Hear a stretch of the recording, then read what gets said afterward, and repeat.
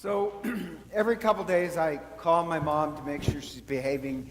And so about 3 days ago I was talking to her and I said, oh, she also has 3 sisters. And just to throw this out there, my family's crazy. I think we're missing some genes. I'm not really sure. But everybody in my family's a little crazy. So I asked my mother, I said, well, how's my aunts doing? And she says, oh. So one of them, and they're all really fun people, but they are crazy. One of them has a new phone, quite hasn't figured out how the iPhone works.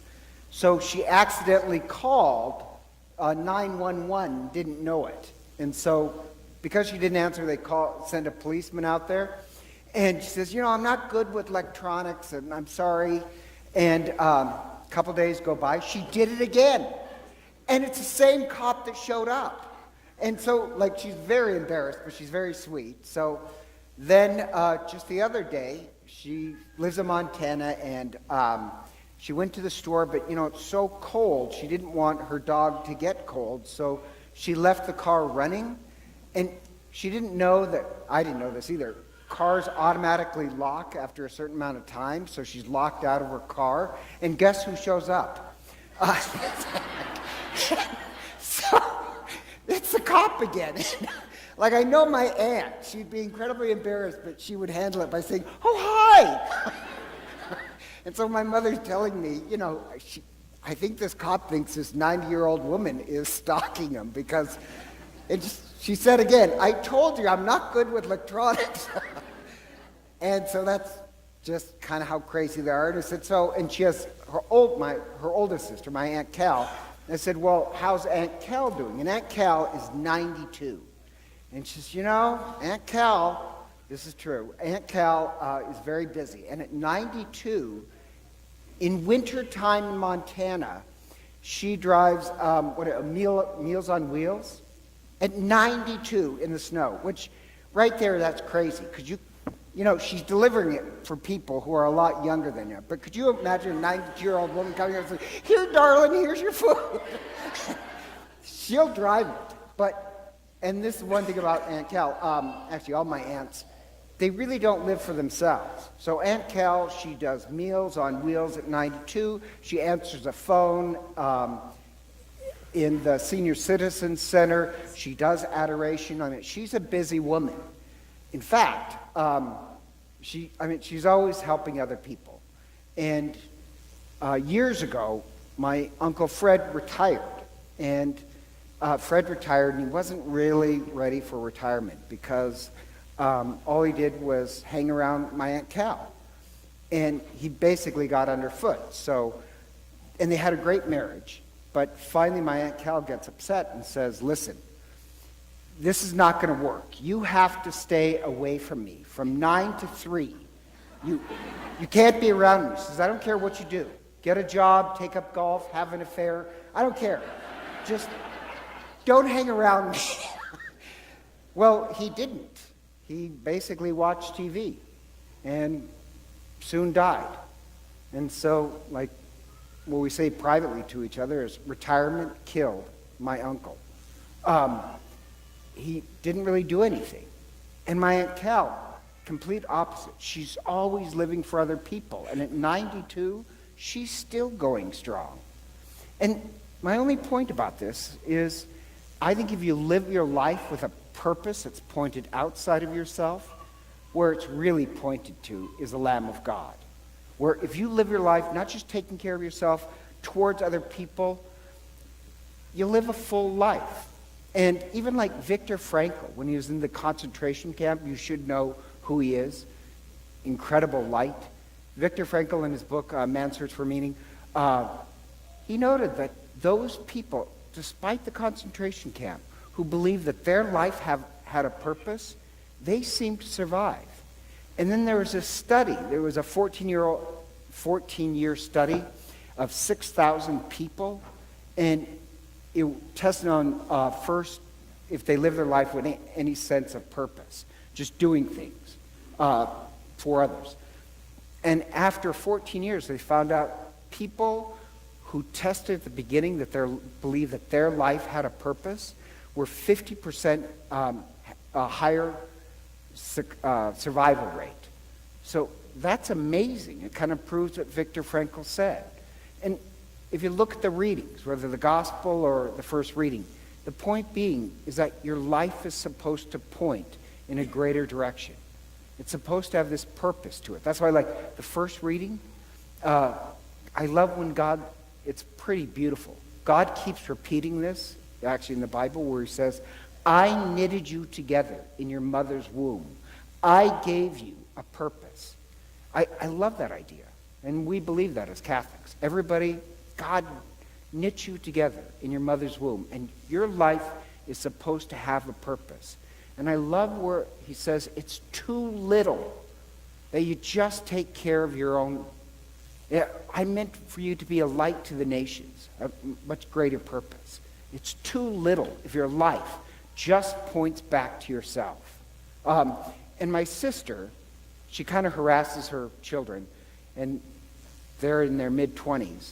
And she'll talk to her boys, and she'll say, her little saying is, you better be reading a book. If you're not reading a book, you're a boring person.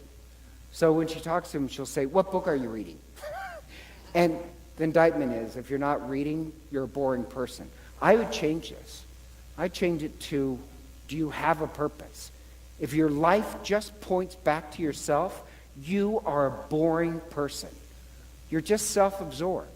Or look at the gospel, where it's the opening of the gospel. And it's really strange, because the opening of the gospel with John the Baptist pointing at Jesus and saying, there is the Lamb of God. We repeat it at every Mass. But the idea, now, first of all, that's very strange, to call somebody the Lamb of God, because if you're Jewish, and hopefully you know this, the Lamb of God is not a person, it's a meal. The Lamb of God is a Passover meal, where the Lamb of God does a couple things. One, you eat the Lamb of God, you will be set free. But also, to be Jewish, you must eat the Lamb of God, because you eat the Lamb of God and we are all united together. And the other thing, if you eat the Lamb of God, the lamb, sheep, they don't exist for themselves. They give to the community. And if the Lamb of God is self-sacrificing, it pours out its life for others. You eat the Lamb of God, then you too are supposed to pour out your life for other people.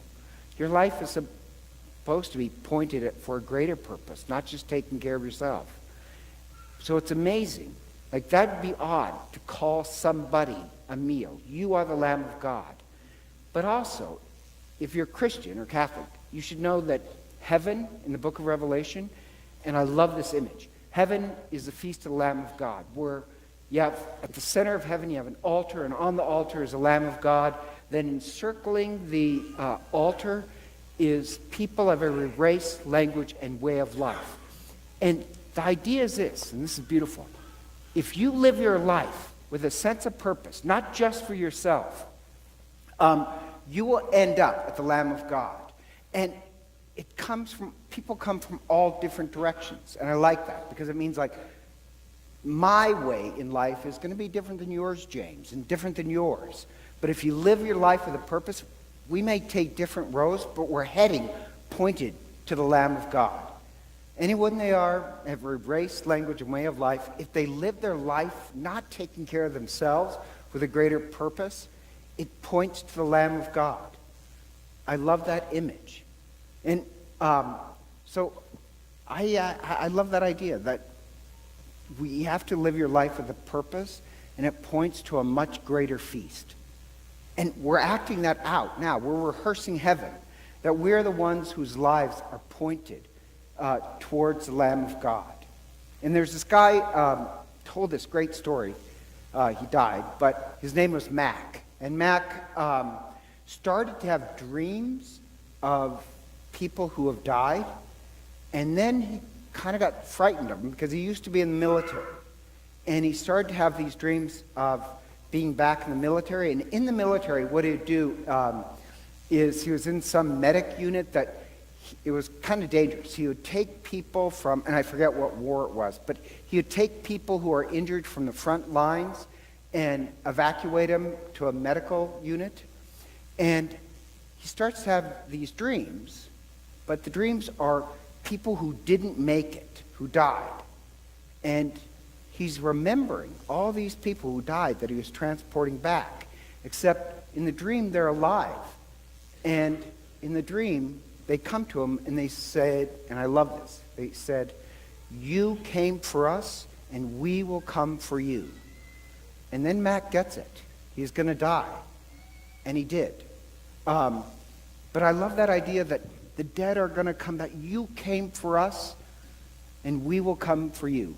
Mac always lived his life pointed towards other people, and I think he was greeted at the great feast. We're going to rehearse that in every Mass. Our lives point to something greater. And as I said, if it just points back to yourself, you are a boring person. We are meant to be much greater. It's too little that we're just concerned with ourselves. We have to be like a crazy 92-year-old woman. And you spend your life really pouring it out for other people. That points to the Lamb of God. And so, together, let us stand and offer our prayer.